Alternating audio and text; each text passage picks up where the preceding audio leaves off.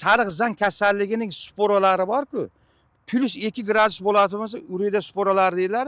Shu vaqtda o'zida mana bug'doy o'simining ichiga kirib olib turib, o'sha rivojlana boshlaydi-da.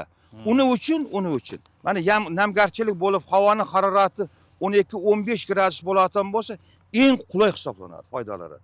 Ana shunda tezda o'simliklarda sporalar rivojlanib, zang kasalliklar chiqishning ehtimoli bor. Bunda hech kim kafolat berib bo'lmaydi.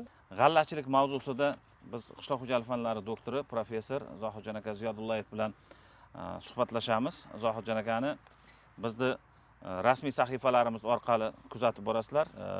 Ko'p tavsiyalardan foydalangansizlar. Yaxshi taniysizlar demoqchiman. Xullas, Zohidjon aka, demak suhbatni boshlaymiz. Obunachilarimiz, bizni kuzatuvchilarimiz, sizning muxlislaringiz o'ylaymanki, mana shu suhbatdan o'zlari uchun bir manfaatli, foydali ma'lumotlarni oladi. Bugun g'allachilikda, g'alla parvarishida eng bir mas'uliyatli davr boshlandi. Biz ilgari 50 sentner agar hosil olgan bo'lsak, o'zingiz aytganday qahramon sanalganmiz. Lekin endi 50 sentner hozir oddiy holat bo'lib qolyapti. To'g'risini aytganda ko'p foyda ham keltirmaydi, 50 sentner, 40 sentner bug'doy olish. 100 sentnerga yetkazish uchun esa bilim kerak, tajriba kerak va ilmiy asoslangan tavsiyalardan foydalanish kerak. Biz bugun siz bilan mana shu mas'uliyatli pallada g'allaga qanday parvarishga yondash kerak shu haqida suhbatlashamiz. Hurmatli kuzatuvchilar, obunachilar, o'ylaymanki, ushbu suhbatimiz sizlarga ancha foydali va manfaatli bo'ladi. Sahifamizga like bosib, obuna bo'lib, mana shu suhbatni ko'pchilikka yetib borish uchun uni o'zlaringiz sahifalaringizda, Telegram kanallarida, guruhlarda ulashishlaringizni iltimos qilamiz. Demak, biz boshladik. Zohidjon aka, men sizga mana ko'ryapsiz, 3 qog'oz savol tayyorlab qo'yganman. Bu savollarni juda ko'pchiligi kuzatuvchilarimizdan kelgan. Bilasiz, bizni sahifalarimiz asosan qishloq xo'jaligi mavzusida ma'lumotlar qo'yib boramiz. Shuning uchun bizga ko'proq shu mavzuda savollar keladi. Demak, boshladik. Mana fevral oyining oxirida g'alla qaysi rivojlanish bosqichida bo'ladi? Avvalambor assalomu alaykum, Anvar aka. Endi men bitta narsaga berilgan savoldan kelib chiqib, shunga javob bermoqchimanki, mana bu yil fermerlarimizni qish oylarida, qolaversa ekishdagi amalga oshirilgan sifatli agrotexnik tadbirlarning hisobiga ko'chatlar to'liq olindi.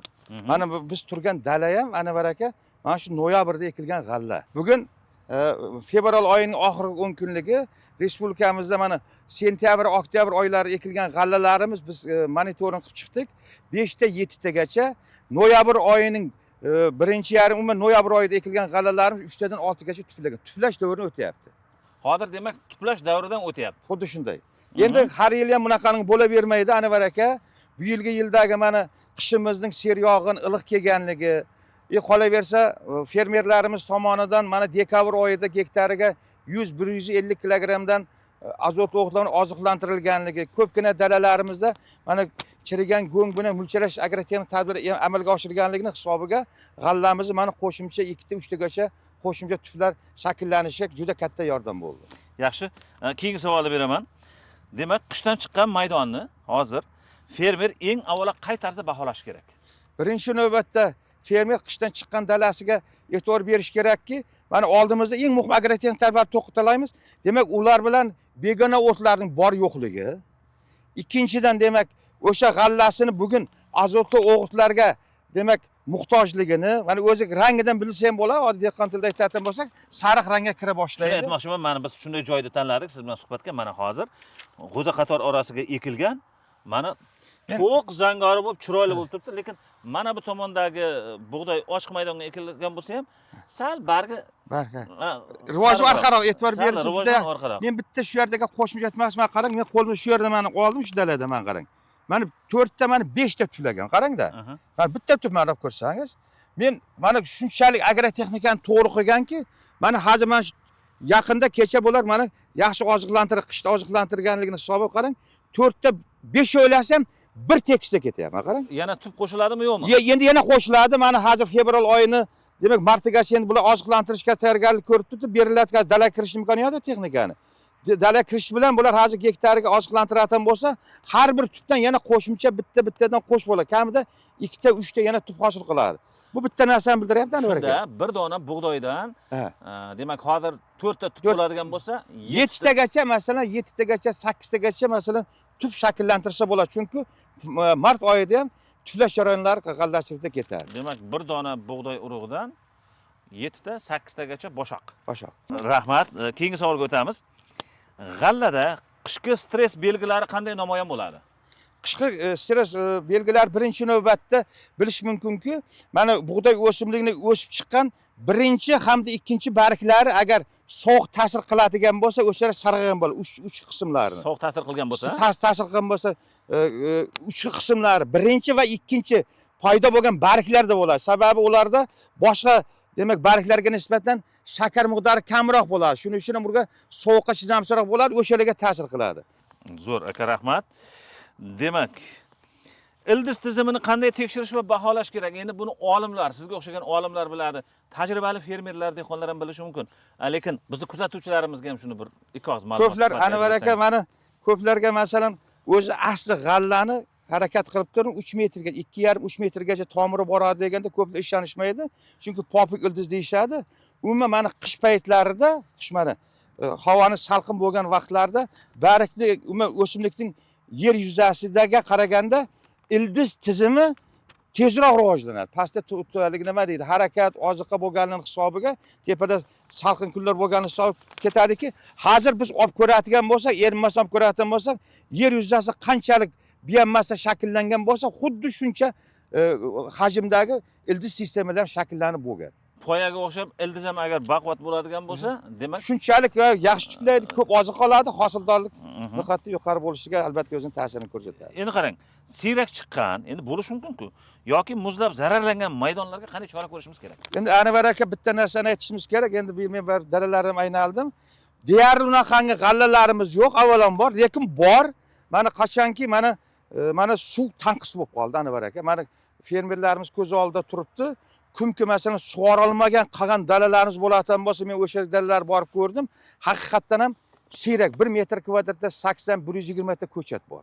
Bu maydonlarni demak o'ziga keltirish uchun baribir yomg'ir kunlar bor, lekin ularni tuflatishda harakatini qilishimiz kerak. Shuning uchun birinchi bahorgi azot o'g'itdik, kamida gektarga 200-250 kilogramm o'g'itlab, albatta u maydonlarga suv qo'yish kerak. Suv qo'ymaydigan bo'lsa, baribir yurmaydi. Shuning uchun mana shu 2 ta tekin qiladigan bo'lsa, albatta o'sha maydonlarni har bir o'simlikni 4 ta 5 taga tuflatadigan bo'lsak, bemalol boyagi yuqori hosil olishga zamin tayyorlanadi. Hurmatli kuzatuvchilar, aynan mana shu tavsiya demak siyrak chiqqan va qishda o'sha muzlash holatiga duch kelgan maydonlar uchun berildi. Muzlab zararlangan maydonlar. Deyarli bu yil Anvar aka muzam bo'lmadi, g'allamiz ham o'zi bu yil tinimga kirgan yo'q. Shuning uchun bu yil muzlagani yo'q, lekin boyagidek suvning, namning yetishmasligini hisobiga va baribir yomg'ir bo'lgan bilan olmasa borki, shuning uchun ham siyrak chiqqan. Yerlar qotib qolganda. Rahmat, Zohid aka. Demak, biz keyingi savollar blokiga o'tamiz. Men sizga 6 ta blok savollar tayyorlab qo'yganman va ijtimoiy tarmoqlardan kelgan savollarimiz ham bor. Demak, endi o'g'itlashga o'tamiz. Fevral oxirida azotli o'g'it berish qanchalik muhim? Tasavvur qiladigan bo'lsa, Anvar aka mana g'allani ekilgan olib ko'radigan bo'lsa, oktyabr ekiladigan bo'lsa, bugungacha hisoblaydigan bo'lsak bor, 120 kun, 130 kun o'tdi. G'alla bil umuman tinim davriga kirmadi, o'siz rivojlanishdi. Shuning uchun ham bu yil mana mumkin darajada iloji bo'ladigan bo'lsa, men topshiriqlarim bo'lib turibdi. 1-martgacha oziqlantirib borish kerak. Sababi mana hozir qishlab chiqqan g'allalarimizni o'sha o'g'itga kelish, mana o'zi rangga kelib turib, o'g'itga azotli o'g'itga bo'lgan muhtojlik sezila boshladi. Shuning uchun qorni och odamga o'xshab boshlaydi. Xuddi shunday. Agar mana hozir namimiz yetarli, g'alla o'sib rivojlanishda bironta to'xtagan yer yo'q, tashlagandan o'sha azotli o'g'itlar oladidan qo'shimcha boya yuqori aytganimizdek tuflar hosil qiladi. Demak, o'g'itlash nimasida davom etamiz mavzusida. Azotli o'g'itlar me'yorini qanday belgilashimiz kerak endi?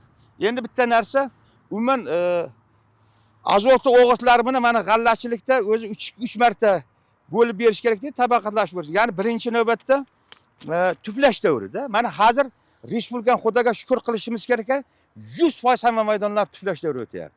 Demak, tuflash davrida umumiy yillik me'yorning kamida mana 40% ni berish kerak. 40%. Bu degani masalan aytaylik 700 kilogramm bo'ladigan bo'lsa, shuni boyagida 250 300 kilogrammda 250 200-250 tarafida berish kerak. Sababi tuflash davrida yangi organizmlar, ya'ni tuflar paydo bo'lyapti. Shuning uchun azotli o'g'itni berish kerak bo'ladi. Ikkinchi demak, ikkinchi oziqlantirishda g'alla naychalash davriga o'tganda berish kerak. Chunki bu davrda ham bejizga aytilmaydi. Naychani ichida yangi organizm, boshoq shakllanadi. Ha. Shuning uchun ham o'sha vaqt azotga talab ko'p bo'ladi, o'sha vaqtda berish kerak. Qolgan 10-15%ni yillik me'yorni boshoqlash davrida beradigan bo'lsa, donning sifatini oshirishga o'zini katta yordamini ko'rsatadi. Demak, hurmatli kuzatuvchilar, mana hozir tuplash jarayonidan o'tyapti ekan. G'alla maysalari. Demak, oldindagi faza esa endi naychalash. Naychalash davri. Demak, naychalash davriga o'tayotgan paytda agar oziqani beradigan bo'lsangiz, demak, hosildorlik yaxshi bo'ladi. Shunda naychalashga sog'lom kiradi-da, to'g'rimi? Xuddi shunday. Rahmat. Endi Zohid aka, qarang. Fermerlar asosan ammoniakli selitra, karbamid yoki sulfat ammoniy beradi-da. Nimaga? Bug'doyga. Hozir mana fevralning oxiri. Aynan shu mana shu o'g'itlarni qaysini bergan ma'qulroq? Sulfat ammoniy berishimiz kerakmi, karbamidmi, selitrami? To'g'ri savol berdingiz. Hozir asosan respublikada g'allakorlarimiz 3 ta o'g'it turidan foydalanishadi. Mana karbamid, sulfat ammoniy hamda ammoniakli selitra. Endi bu yerda bitta narsasi bor. Mana karbamid va ammoniakli sulfat ammoniyning tarkibidagi o'g'itning tarkibidagi azot ammoniy holida bo'ladi-da. Masalan, karbamidda 46% bo'ladigan bo'lsa, azotning miqdori 46% hammasi ammoniy holida. Agar biz selitrani oladigan bo'lsak, selitraning tarkibida 34% azot bor, shuning 17% demak ammoniy holida, 17% nitrat holida bo'lishadi. Shuning uchun o'simlik azotni qachonki nitrat holiga o'tgandagina o'zlashtiriladi. Shuning uchun mana karbamid hamda sulfat ammoniy o'g'itlarni tarkibida ammoniy holda bo'lgandan keyin biz tuproqqa berganimizda suv bilan reaksiya qilib nitritga, keyin nitratga aylanadi. O'shandan keyin nima deydi, o'zlashtirishni boshlaydi-da. Shuning uchun mana qish oylarida mana fevral, martning birinchi oziqlantirishda berishdan sabab o'simlikni o'sish rivojidan uncha tez bo'lmaydi. Bularda ham sekin parchalanish sababiga bironta o'g'it yo'qotilmasdan birinchi navbatda shularni tavsiya qiladi va samarali bo'ladi debdir. Ikkinchi navbatda keyin ammoniakli selitrar ayniqsa yaxshi tuplab, temperatura yuqori naychalash davrida beradigan bo'lsangiz, juda samarasi tez ham bo'ladi, yo'qotilmaydi, tez o'zlashtirib boshlaydi. Lekin bu bitta narsani aytishimiz kerakki, shunday g'allalarimiz borki, biz hozir o'rta kechki g'allada turibmiz-da. Hozir mana to'liq e'tibor bergan bo'lsangiz, boya tajribalardan ko'rdik, mana naychalashni oldida kelib qolgan to'liq tulang dalillar bor. Unaqa kuchli rivojlangan maydonlarga ammoniakli selitrani hozir ham bersa bo'ladi. Rahmat. Endi barg orqali oziqlantirishni qachon boshlash to'g'ri degan bitta savol kelgan bizga. Hozir ham boshlaversa bo'ladimi yo'qmi? Anvar aka, mana juda to'g'ri savol berdingiz. Umuman bizni fermerlarimiz bor, mana fevral oyida bermasi kerak, martda berish kerak deb, chunki doimiy ravishda ular martda berib o'rganib qolishgan. Shuning uchun havoning foydali harorati plus 15 gradusdan yuqori bo'ldimi, demak biosimillardan to'liq sepsangiz ola biladi. Endi hozirgi vaqtda bu nimaga yordam beradi-da? Mana biz bar o'g'it, azotli o'g'itlar berganimizdan, suv berganimizdan keyin vegetatsiyaning davri bari cho'ziladi. Pishdi qo'shimcha masalan mahsulot poyalar olish hamda o'sish rivojlanishini tezlashtiradigan biosimulyatorlar bo'ladi. Shuning uchun mana shu fevral oyida mana bugunni ko'rayotgan bo'lsak, Anvar aka, bugun kunduz kuni 25 bo'lyapti. Kechasi aytaylik 10 gradus, 10-11 gradus bo'lyapti. Iliq bo'ladi. Iliq bo'lyapti-da. Shuni qo'shsangiz 36, 2 bo'lsangiz 16 gradus deganda 18 gradus.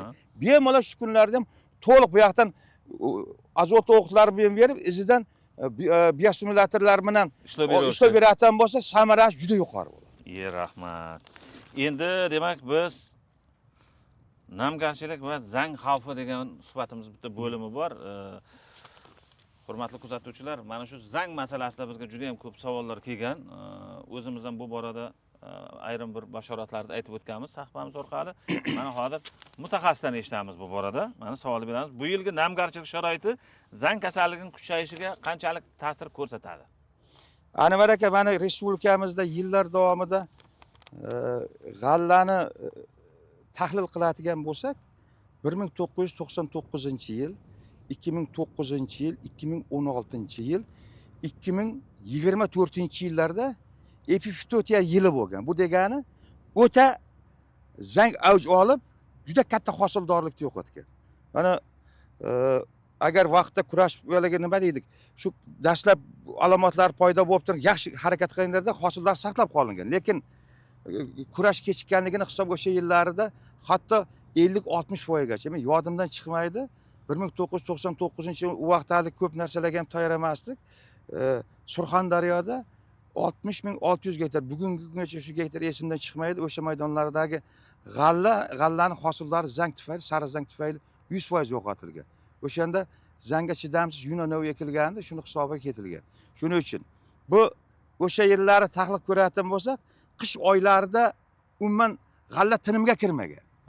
Tinimga kirmagan, faqat shunday bo'lyapti. Xuddi shunaqangi bo'lyapti va bitta narsaga alohida urg'u bermoqchi bo'layotganligim, sariq zang kasalligining sporalari bor-ku, +2 gradus bo'ladi bo'lsa, urida sporalar deyiladi. Shu vaqtda o'zida mana bug'doy o'simining ichiga kirib olib turib, uji rivojlana boshlaydi-da. Uning uchun mana namgarchilik bo'lib, havoning harorati 12-15 gradus bo'ladigan bo'lsa, eng qulay hisoblanadi, foydalari.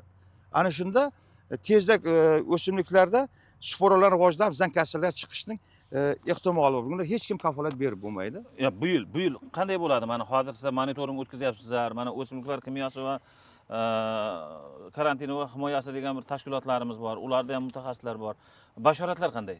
Endi o'sha yillarda ana bar ekan. Mana Surxondaryolarda yanvar, fevral oylarida boshqa viloyatlarimizda endi shimoliy hududlarimizda Qoraqalpog'iston, Xorazmda bo'lmaydi. U tomonlarda endi sariq zang rivojlanishiga sharoit yo'q.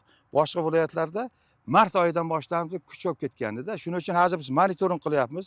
Baribir fermerlarimizni o'zlari ham qolaversa bitta ikkita shu sohada bo'lib turib, doimiy monitoring yurish kerak bo'ladi. Bunaqangi yillarda Anvar aka iloji bo'ladigan bo'lsa, hozircha yo'q-ku, lekin kasallik alomatlari chiqmasdan oldin biz funguslar sepadigan bo'lsak, mutlaqo o'sha kasallikda biron foiz ham yo'qotmasdan qilishimiz, saqlab qolishimiz mumkin. Shuning uchun Zohid aka, bu borada savollar bor. Sizga alohida savollar bor. Demak, zang mavzusida biz hozir yana ancha suhbatlashamiz. Demak, hozirgi sharoitda zangni qaysi turi xavfliroq? Hozirgi vaqtda eng katta xavflisi respublikada bu sariq zang kasalligi. Uni o'zi 3 ta turi bor. Bizda asosan sariq zang hamda qo'ng'ir zang kasalliklari, demak, g'alla maydonlari ko'p zarar yetkazadi. Endi buning ichida asosan sariq zang ko'proq zarar yetkazadi. Ayniqsa bu mana shu tuflash davrida ertaroq chiqib qoladigan bo'lsak, juda katta hosillar yo'qotishimiz mumkin. Bizda hozir ekayotgan navlarimiz shu sariq zangga chidamliligi o'lchab ko'rilganmi? Hech bir tahlil qilinganmi? Bu borada necha foizgacha chidamli? Bu borada Anvar aka, bu borada mana Genetik resurslar tadqiqot institutida sun'iy kasallantirish maydonchasi bor. O'sha yerda respublikamizda zangga sun'iy kasallantiradi. Shunday maydoncha qilamizdagi sporasini borki, shu sporasini sepib majburiy kasallantirib, o'sha yerda kasallikning avj olishi hamma sharoit qilinadi. Kerak bo'lsa, ustidan plyonka topib, dimiqtirib, yomg'irlatib, sug'orish qilib, o'sha sharoit qilib chiqartiramiz. Qolaversa, spora sepilgan o'sha yerlarning hammasi sinovlardan o'tkaziladi. Keyingi vaqtlarda mana respublikamizda mana davlat reyestriga kiradigan navlari mana shu sinovlar ham o'tkazilib turib, katta maydonlarga ekishga tavsiya etilgan. Bir qator mana o'zimiz seleksionerlarimiz tomonidan zangga o'ta chidam bo'lgan navlar yaratilgan. Masalan, mana Hisorak degan navni bilaman, mana Bunyodkor degan navlari bor, boshqa navlar ham bor. Bu shu tufayli mana Rossiya navlari ham orasida aytaylik, chidamlari mavjud. Keyingi savol, zang kasalligining ilk belgilari qanday? Fermer nimani ko'rganda hushyor tortish kerak? Dalaga keldim, masalan, men fermerman, shunday ko'rdim. Zangni bilish uchun nimani ko'rishim kerak? Nimani ko'rib hushyor tortishim kerak? Anvar aka, mana zang bor-ku, asosan fermerlarimiz mana o'tgan 2024-yilgacha yuqoridagi mana bu bayroq bargli deymiz, o'shanga tushganda 3-4 bargga tushganda ko'rdim zang tushdi deb turib, keyin shunga qarshi kurashlar olib borishardi, shu orqali bilish mumkin debdi. Lekin unaqangi emas. 2024-yilda mana havoning harorat qulay bo'lganligini hisobiga Anvar aka, pastdagi yerda birinchi, ikkinchi, uchinchi bargdan pastdan kelib chiqdi. Shuni hisobiga fermerlarimiz bilmay qoldi. Shuni tashqaridan qaraganda ko'rilmaydi. Pastdan kelgan hisobiga sal kechikdi. Ayrim fermerlarimiz 30-35% gacha hosildorligini yo'qotishdi. Shuning uchun mana shu kechirasiz. Mana shu dalada hozir siz mutaxassis sifatida zang ko'ryapsizmi yo'qmi? Yo'q, hozir bu yerda zang yo'q, lekin qayerni ko'rishni juda yaxshi bilaman. Mana shu daladan kirgan vaqtida ko'rsangiz, mana qalin yerlar bo'ladi. Aha. Bir o'g'ot yoki boshqasi qalin tushib qolgan dalalar bo'ladi. G'alla maydonchalari bo'ladi. Shuni orasiga o'tirib, o'sha yerlarni ko'rish kerak bo'ladi. Aha. Nima uchun? Aha. Juda qalin bo'lgan yerda boya men aytgandek havo buk bo'ladi-da. Dimlanadi. Dimlanadi. Ha. U dim pastdagi nam bo'lgandan keyin o'sha yerlarda birinchi chiqadi. Siyrak maydonlarga tushmaydi. Ha. Qalin bo'lgan yerlarda boyada havo dimiqqandan keyin o'sha yerdan kasallik chiqib ketadi. Namlik bo'lgandan keyin, harorat bo'lgandan keyin chiqadi. O'sha yerlardan boshlab o'sha yerlar ko'rayotgan bo'lsa bo'ldi. Yoki umuman aytganda Anvar aka, umuman bironda chiqdi deb eshitayotgan bo'lsa, boshqacha qiladigan bo'lsa, kimyo kurashishlarni amalga oshirish kerak bo'ladi. Agar xo'p desangiz, qanday kurash olishni aytmoqchi. Hozir. Bu zo'r ma'lumot ekan, hurmatli kuzatuvchilar. Agar zang kasalligini alomatlarini bilmoqchi bo'lsangiz, demak, bug'doyingizni eng qalin joyini albatta nazoratdan o'tkazing. Buni mana hozir Zohid akadan bilib olalaring. Bu ma'lumot uchun albatta like bosib, biz sahifamizga obuna bo'lib qo'yib va Zohid akaga rahmat aytib qo'yishlaringiz kerak. Endi men sizga hozir shuni aytmoqchiman o'zi. Bunga hozir boramiz. Zang qanchalik tez tarqaladi? Qaysi muddatda butun maydonni qamrab olishi mumkin? Bu juda bir dolzarb masala bo'lgani uchun bu savol. Anvar aka, mana bu Avstraliyaning Sidney universiteti bor. O'sha yerda professor Macintosh mana shu sarg'izan kasalliklar, umuman zang kasalliklari bo'yicha asoschi hisoblanadi. Sababi o'sha chidamli genlarni mana shu bug'doy navlari ko'chirishni asoschi hisoblanadi-da. O'sha aytgandi. 2 gektar maydondagi sporalar butun Avstraliya mintaqasiga yetadi deb. Mana bitta mana ilmda shunday aytishadi, mana ko'rsangiz sarg'izang qit'ani egallab oladi deganda. Ha, o'shani sporasi. Men sizga bitta misol keltirmoqchiman. Masalan, bitta barg bo'ladigan bo'lsa, sarg'izangning yostiqchalari deydi. Mana qanday limon bilan qator joylashgan bo'ladi. O'sha bitta yostiqchasining ichida 70-100 ming donagacha. Qo'ng'ir zangdagida 14-15 mingdan 34-36 ming donagacha spora bo'ladi Anvar aka. Bu ertaga biz agar buni qaramay kurashmaydigan bo'lsa, yoriladigan bo'lsa, bitta bargimizda agar boringki, aytaylik 100 ta yostiqcha bo'ladigan bo'lsa, shuni 35 mingga ko'paytiring. Salkam bitta bargning o'zida 3,5 million dona spora bor degan. Mana shuning uchun ayniqsa bu shamol bo'lganda, bu yorilganda uchadi, shamol qarshi borib turib bug'doy zorlarida barg uchab tushgandan keyin u yerda mana barg oqchalar orqali o'simlikning ichiga kiradi va zararlanishni boshlaydi. Hurmatli kuzatuvchilar, zang bolasidan ehtiyot bo'lasizlar. Nazoratni qattiq ushlamasak bo'lmaydi. Bo'lmasa hosilni yo'qotib qo'yishingiz mumkin. Endi aka, bunga qanday qilib chora qo'llashimiz kerak? Nima sepishimiz kerak? Shuni ayting endi. Endi bitta narsa Anvar aka. Endi mana bu yildan endi fermerlarimizga bitta tavsiya qilishimiz mumkin. Demak, ob-havo mana g'allani o'sirojlari zanga demak qulay kelyaptimi? Mart oyidan boshlab turib birinchi profilaktik ishlar o'tkazish kerak. To'liq maydonlarga. Qachonki biz shuni qiladigan bo'lsak, ertaga chiqqanda ham hech qanday aytaylik fungizitlarning yordami bilan zang sporalari kirib turib harakat qila olmaydi, nobud bo'linadi. Agar o'shandan keyin ham endi zang kasalligiga qo'llaniladigan fungizitlar bor, fermerlarimiz o'zlari biladi, men ham aytishim mumkin. Endi eng muhimi bitta narsaga ahamiyat berishimiz kerak. Hozirgi vaqtda mana shu kiritilgan, qo'llanilgan, mana litsenziyaga ega, sertifikatlangan fungizitlardan foydalansa, qonuniy foyda bo'ladi. Agarda bu kasalliklar alomati haqiqatan dala maydonlarida bo'ladigan bo'lsa, ikkinchi marta ishlov berish tavsiya etiladi. Shundagina biz to'liq zang kasalliklarini oldini olgan bo'lamiz. Zohid aka, martga ham nima qoldi mana? Bugundan boshlab ishlovni bersa ham bo'lar ekan, chunki nazoratchilar kuzatish kerak. Mana janubiy hududlarda kuzatuvni ko'rib turib, agar oldingi rivojlangan dalalar bo'ladigan bo'lsa, mana Surxondaryo viloyatlarida bugundan boshlab sepsa bo'ladi. Havoning harorati mana ko'rib o'tiribsiz, hozir ularda kamida 18-20 gradus. Kunduz kunlari ularda hozir aytishyapti 24, 26, 28 gradus, kechalari 14-15 gradus bo'lyapti. Qishdan keyin g'allada sarg'izangdan tashqari yana qanaqa bir kasalliklar rivojlanishi mumkin? Bundan tashqari kasalliklar hozirgi vaqtda uzoq yillar davom etganligini hisobiga ikkinchi endi buning sherigi bor. Qo'ng'ir zang kasalligi deydi. Asosan bu boya to'liq naychalash va boshqalash davriga o'tadi. kuzatiladi. Bundan tashqari hozirgi vaqtda mana septorioz, keyingi vaqtlarda paydo bo'lib qoldi. Hatto mana shimoliy hududlarimiz ham Qoraqalpog'iston Respublikasi, Xorazmlarda zang bo'lmasa ham sariq dog'lanish kasalliklari yuzaga kelib qoldi.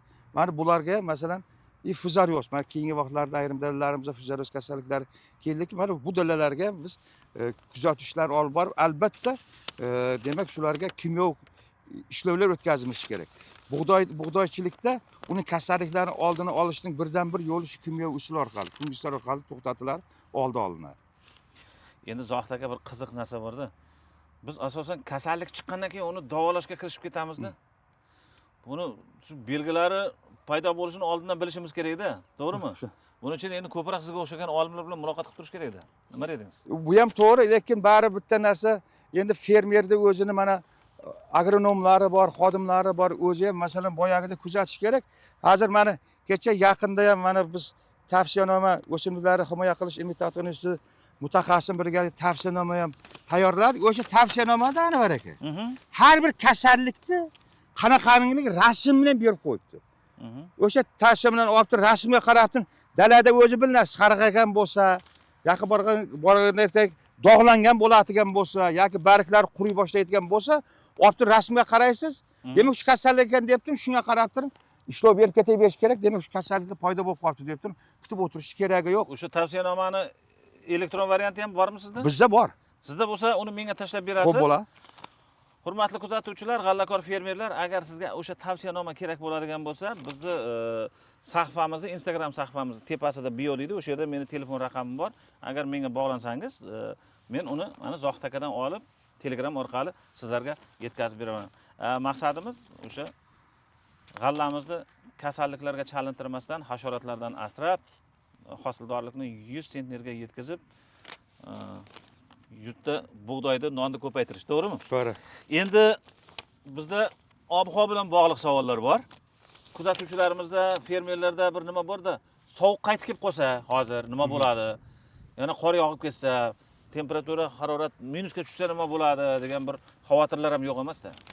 Anvar aka, bugungi kunda respublikamizda sug'oriladigan maydonlarga ekilayotgan kuzgi muso bug'doy navlarining hammasi kuzgi, ya'ni azimaya deydi. Shu navlar ekilgan, bular borki, hozirgi mana kuzatuvlarga ko'rganda respublikamizning bironta hududida hali naychalash davriga o'tmagan. Shuning uchun agarda sovuq tushadigan bo'lsa ham, bu navlarimiz mana shu tuflash jarayoni o'tayotganda 18 -20 gradusga ham bemalol demak chiday oladi. Shu kecha kunduzda. Shu kecha kunduzda hech qanaqa talafot qilmasligi mumkin. Faqatki qachonki agar g'alla naychaga o'tib ketadigan bo'lsa, endi bug'doyning tabiati shundayki, shu -2, -4 gradusda ular nobud bo'lishi mumkin. Unaqangi endi avvalambor unaqa pogoda ham, havolik ham yo'q. Endi hozirgi vaqtda hech narsadan qo'rqmasa bo'ladi. To'liq o'g'itib berib, o'sishini rivojlantirishni tezlashtirishimiz kerak, xolos. Kunlik me'yor buzilgan maydonlarda qanday yondashuv kerak? Ana qalinlik. Birinchi o'zi keling bitta narsani kuzatuvchilar uchun ham qiziqda, 1 gektar maydonda necha tub bo'lish kerak? Tavsiyasi bo'yicha Anvar aka, mana respublikamiz ekilgan hamma navlar tavsiyanomasi o'qib ko'rayotgan bo'lsangiz, 4 million degan. 4 million uni uchun urug' degan. 4 million dona urug' tushishi kerak yerga. Ha. Demak 4 million dona maysa 1 gektar Anvar aka. Men qaramga tushuntiraydi sizga. Lekin buni ko'plar fermerlarimiz unaqa qilishmaydi. Mana 4 million degani Anvar aka, bu agar 40 grammdan bo'ladigan bo'lsa 160 kilogramm degani.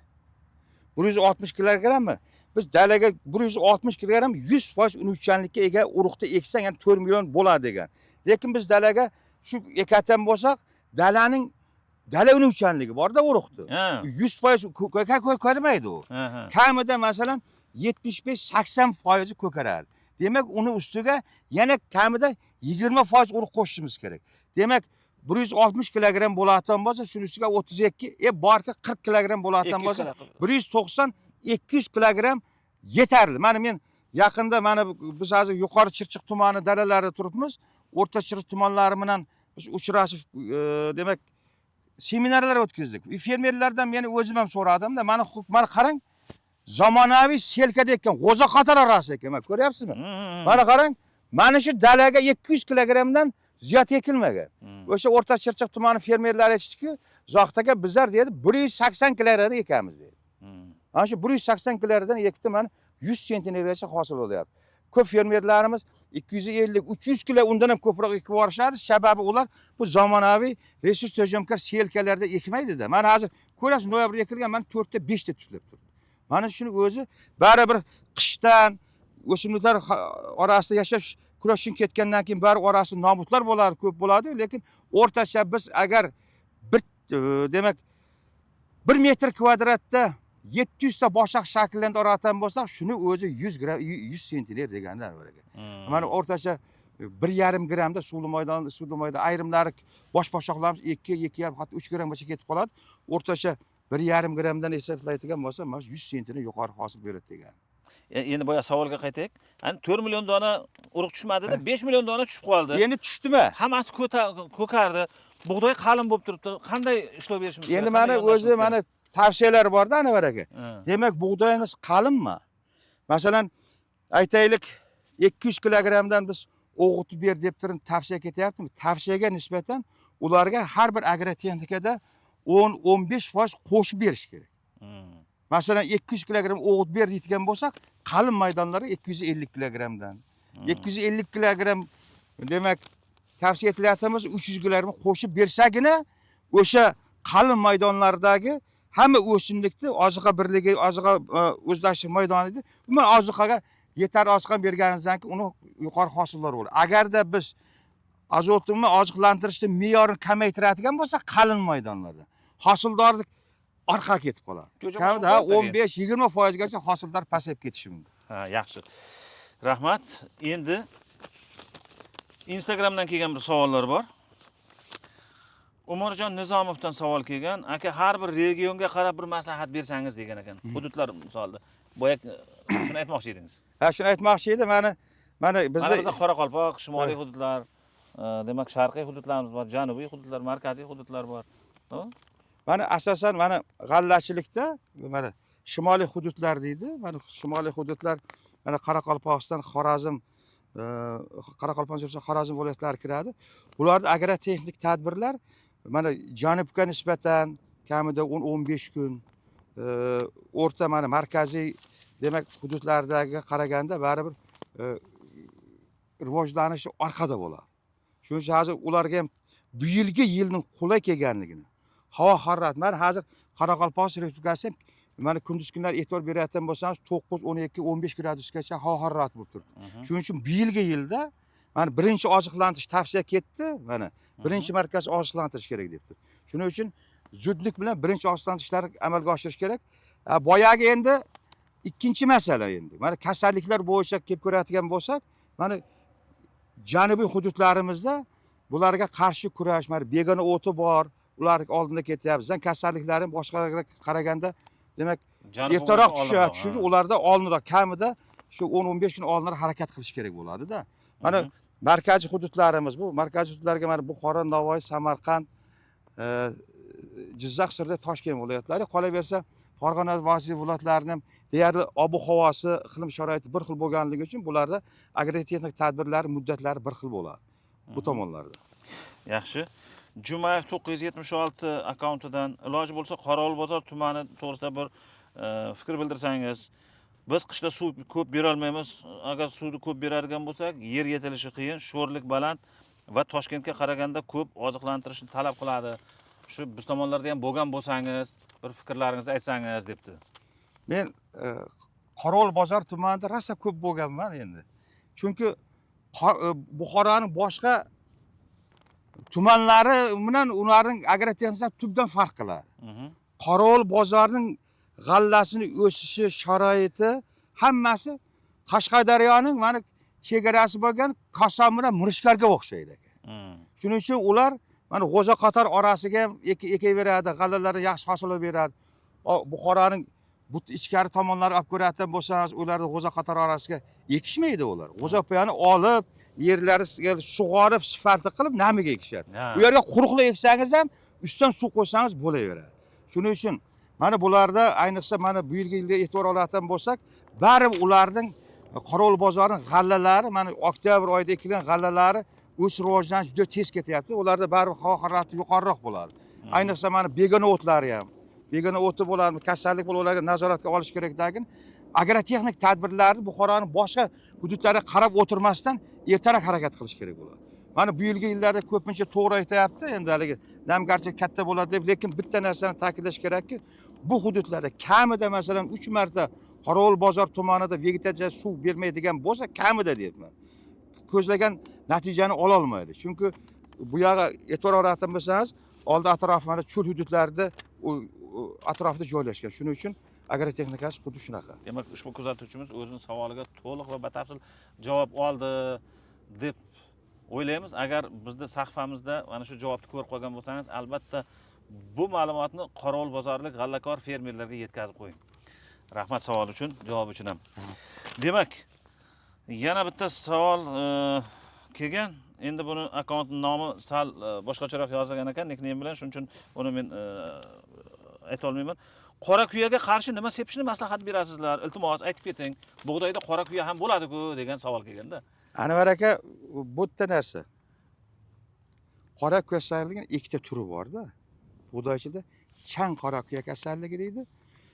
Tosh deydi yoki qattiq qora kuya kasalligi deydi. Bu kasallik sporalari, zamburug'lar, asosan zamburug' spora tuproqda bo'ladi. Qachonki urug'lik dorilanmasdan ekiladigan bo'lsa, o'sha tuproq orqali zamburug'lar mana murtak ildiz orqali o'simlikning ichiga kirib rivojlana boshlaydi. Uni qaysi birida borligini hech kim ajratib bo'lmaydi. Qachonki bilasiz, g'alla boshoq chiqarganda chang kuya kasalliklari bor. 100% kuya bu chang bo'lib qoladi. Ha, ko'rganman. Shunaqa qilsa kirib uchib yo'q bo'lganda butunlay boshoqni yeb tugatadi. Eng uchadi, sporlar ketadi, unchalik uni zarari yo'q. Lekin bu qattiq qora kuya kasalligi eng xavfli kasallik hisoblanadi. U mana shu boshoq don shakllanayotganda ham, donni ichida ham shakllanadi. G'alla pishib bo'lgandan keyin dondab ezib ko'rayotgan bo'lsa, ichi to'liq kuya bo'ladi. Bu ertaga g'allam bilan o'rayotganda ham hosilga qo'shilib boradigan bo'lsa, undan non qilib bo'lmaydi. Nonga ishlatib bo'lmaydi. Bir, endi xudo ko'rsatmasin, u kasallik bosatini to'xtatib bo'lmaydi. Hatto mana shu zamburug'lar yerga tushayotgan bo'lsa, 7-9 yilgacha ham o'sha maydonlarda nobud bo'lsa, yo'qolmasin turaveradi. Agar 7-9 yildan keyin g'alla ekayotgan bo'lsangiz, yana o'sha kasallik chiqib ketishi mumkin. Bunga o'sha buning davosi ana o'raga. Bu haligi urug' dorilagichlar bor. Shuning uchun ham mana urug'chilik har bir davlatda bu strategik ahamiyatga ega. Shuning uchun o'zimizning respublikamizda mana urug'liklar, g'allani urug'lar to'liq markazlashgan holda urug' dorilagichlar bilan dorilanadi. Mana juda ko'proq ishlatishadi. Daltibo degani bor. Ilgarilari boshqaligi navlari hozir ko'proq ishlatiladi. Yana o'zimizdan chiqqan bittasi bor edi, hozir yodimga kelmay turibdi. Xullas, mana shu dorilash kerak bo'ladi-da. Dorilamasi ekmaslik kerak. Ha, demak bu qora kuya kasalligining kelib chiqishda oqibatlari ekan. To'g'rimi? Bunga qarshi kurash chorasi nima? Kurash, men aytyapman-ku. Uni kurash bo'lmaydi. Uni oldindan olib turin, urug'ini dorilab ekatgan bo'lsangiz, kasallik chiqmaydi. Bitta yo'li shu. U chiqib bo'lgandan, kuya bo'lib qolgandan qanday to'xtatasiz? To'xtatib bo'lmaydi uni. Hurmatli kuzatuvchi, savolingizni mana mutaxassisga berdik va sizning savolingizga mana mutaxassisimiz javob berdi va bundan juda ko'pchilik xabar topyapti. Demak, bug'doyni ekish paytida albatta dorilangan, o'sha sexda ishlov berilgan urug'ni eking. Agar siz o'zingiz olib qo'ygan, zaxira qilib qo'ygan bug'doyni eksangiz, demak g'alla maydonida o'sha kuyaga bostirish ehtimolingiz juda katta. Anvar aka, mana holatlar bor. Mana keyingi vaqtda ko'p fermerlarimiz ham o'zini uyida qolib ketgan urug'dan foydalanishyapti. Masalan, 1 yil, 2 yil ekkandalik kasallik ko'rinmaganda bo'lar ekanki deb yuribdi-da. Mana asrlar davomida bizni mana qarib 750 ming gektardan ko'proq mana lalmi yerlarimiz bor. O'sha yerlarda uzoq yillar davomida, asrlar davomida bug'doy ekib kelinganda, o'sha dalalarni qaysi ekayotgan bo'lsangiz, o'sha yerda mana shu boyoq qora kuya kasalliklar sporalari ham bor. Mana hozir ham lalmi maydonlari ekayotgan bo'lsangiz, dorilamasi ekayotgan bo'lsangiz, har qanday dalasi mana shu yuqorida aytilgan chang va qattiq qora kasalliklar baribir chiqib turibdi-da. Demak, tuproqda spora bo'lgan bilan ham agar urug'likni dorilab ekadigan bo'lsa, hech narsa qilmaydi. Umuman qilmaydi. Shuning uchun mana qarang, shu bugungi kungacha demak bizni g'alla ekatan maydonlarimiz sog'lom. Ha. Sababi o'sha dorilar ekkanligi sababi o'sha qorakuya zamburug'lari deyarli yo'q. Lekin agar biz unga hech kim ishonch garantiya nima deydi, kafolat berib bo'lmaydi. Ertaga ustma-ust ekavergandan keyin shu kasallikka moyil bo'la boshlaydi-da. Kasallikka chidamsizlik pasayib ketadi, keyin 1 yil chiqib ketayotgandan keyin uni oldinga bo'lmaydi. Yem ham qilib bo'lmaydi eng yomoni. Demak, kuzatuvchimiz o'zining savoliga batafsil javob oldi va bundan bizni kuzatib borayotgan sizning muxlislaringiz menimcha yaxshi ma'lumotdan voqif bo'ldilar. Rahmat. Savol uchun ham rahmat. Endi Zohid aka, menda hozir yana bitta savol bor. Bu ko'pchilikni qiziqtiryapti ham. Dron masalasiga to'xtalsak-da. Aha. Mana kecha men sahifamga bir dron apparatini uchganini qo'ygan edim, 1-2 marta shunaqa qilib. Ko'pchilik har xil fikr bildirdi. 200 ming so'mdan xizmat ko'rsatar ekanda. Endi o'yini nomini aytsam tashkilotga reklama olib qoladi, shuning uchun aytmaymiz. Keyin savol qo'ydim. 200 ming so'm qimmatli qiladimi? Masalan, traktorda agar sepadigan bo'lsangiz, o'g'it sepadigan bo'lsangiz, suspensiya qiladigan bo'lsangiz, bu qanchaga tushadi? Siz buni o'zingiz bilasiz. Har xil juda qimmat dron traktorda qilgan ma'qul degan nimalar keldi. Endi har kimning o'zining shaxsiy fikri. Siz mutaxassis sifatida nima deysiz shunga? Anvar aka, mana g'alla agrotexnikasi doimiy birinchidan tabiatga, ikkinchidan sug'orish bilan oziqlanish doimiy yonma-yon yurishadi. Eng xavfli boyam yuqorida aytib o'tib ketdik, masalan, zang kasalligini aytaylik. Yoki mana begon o'tlari qarang, o'sib yotibdi. Mana fevral oyidagi Xudoning bergan baraka bo'lib, Xudoga shukr, endi yomg'ir bo'lganlar hisobiga katta bo'lib mana kriptin agrotexnik tadbirlar amalga oshirilmayapti. O'qitlanmayapti, to'g'risi texnikani kiritib bo'lmayapti. Mana o'zimiz ham hozir bug'doyni yanchib yubormaslik uchun loydan oyog'imizni avvalab yuribmiz. Ikkinchisi Anvar aka, mana albatta g'allachilikda o'zingiz bilasiz, o'g'itlar bilan oziqlantirilgandan keyin peshma-pesh sug'orishadi. G'allani peshma-pesh suv qo'yganingizdan keyin kamida 15 kun yoki bo'lmasam 20 kunsiz uni dalaga kirib bo'lmaydi-da. Agar Xudo ko'rsatmasin o'sha vaqtlarda sarizang bo'ladigan bo'lsa, unga qarshi kurashmaydigan bo'lsa, ilgari ana texnika bilan kirardik. Bir paytlar yodimda hamma fermerlar ikkitalab, uchtalab ransovoy derdi. Qo'lda sepadigan motorja qo'l apparatlari bilan kurashardi. Endi u davrlar o'tdi. Chunki bari o'sha qo'l apparatlarini ham nima shamolda nima deydi, davleniyasi kam bo'lganligi uchun, mana shu bosimi kuchsiz bo'lganligi uchun barikning pastki bariklarda turgan sporlarga o'sha sepayotgan kimyoviy demak preparatlar tegmagan, kasallik 100% oldini olish imkoniyati bo'lmaganda. Mana hozirgi vaqtda zamonaviy dron kirib keldi. Dron bilan Anvar aka nafaqat kasalliklarga, begon o'tlarga qarshi biomustillarni ham tepish ham mumkin. Qolaversa mana biz o'tgan yili o'zimizning dala maydonlarimizda sinab ko'rdik. Azotli o'g'itlar bilan masalan aytaylik, oziqlantirish mumkin bo'ladi. To'liq oziqlantirish ham qiladi. Chunki agar ichiga kirilmayotgan bo'lsa, suv qo'ygansan kirsangiz, aynan o'sha vaqtda biz shu agrotexnik tartibda amalga oshirishimiz bor. Bunda dron o'ta qo'l keladi. Zohid aka, to'g'ri, biz dron yo'q paytda, masalan, o'sha qo'l apparatlari yo'q paytda ham traktor bilan ham bug'doy qilganmiz. Lekin zamon shiddat bilan rivojlanib boryapti. Demak, bizni o'sha yuqori hosildorlikka erishishimizga, demak, mana shu innovatsion texnologiyalardan endi foydalanishimiz ham zarurati bor. To'g'rimi? Juda to'g'ri aytdingiz. Endi Zohid aka, mana suhbatimiz yakunida sizga 3 ta savol beraman. Bular bilish savollar. Qisqa, lo'nda javob. Chunki kuzatuvchilarimizni vaqti kamda. Bunday qilsa o'tib ketib qoladi, ko'rmaslik mumkin va foydali ma'lumotdan quruq qolishadi. Demak, fevral oyida hosilni oshirish uchun eng muhim 3 ta amaliy tavsiyani ayting. Birinchisi azotli o'g'itlar bilan oziqlantirish, kamida gektarga 200-250 kilogramm me'yorda. Ikkinchisi hozirgi kunda begona o'tlar. Mana g'alladoshlar oilasi mansib Yovvoyi suli, tulkidum deydi, raygraslar rosa rivojlangan, ayniqsa ochiq maydonlarga. Bularga havoning harorati 14-15 gradusdan oshdimi foyda.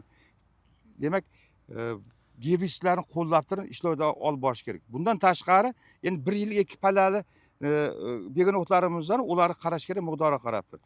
Begona o'tlarga agar biz olib bormayotganmiz, katta hosillar yo'qotib qo'yamiz. Demak, uchinchisi mana bu hozirgi mana ko'rilayotgan mana bu zang kasalliklariga agarda alomatlari bo'lmasa, ularga mana birinchi profilaktik ishlov o'tkazilayotgan bo'lsa, mana shu 3 ta agrotexnik tadbir eng muhimlari deb hisoblayman. Yuqori hosil olish uchun aynan hozir nimani kechiktirmaslik kerak? Bugunmi? Bugungi Bugun. kunda bugun azot o'g'itlar bilan oziqlantirish kechiktirmas kerak. Aha, bilib Bir- oldingiz. Ikkinchisi demak, qo'shib birgalikda yana o'sishni rivojlanishni tezlashtirish uchun borki, barik orqali biosimillar turlar bilan oziqlantirishni ham tashkil etishimiz kerak. Bugungi ma'lumotlar uchun, bugungi ilmiy asoslangan tavsiyalar uchun, eng qiziq hangomalar uchun ham sizga rahmat aytamiz. Qadrli kuzatuvchilar, mana Zohid akadan yaxshi ma'lumotlarga ega bo'ldilaringiz. Bu ma'lumotlar juda ham muhim. Bu videoni ko'proq like bosib, izohlar yozib, bir-birlaringizga ulashtalaringiz ko'proq odamlarga yetib boradi. Demak, azotli o'g'it, ikkinchisi demak begonotlarga qarshi kurash, uchinchisi biosimillarni oziqlantirish. Rahmat.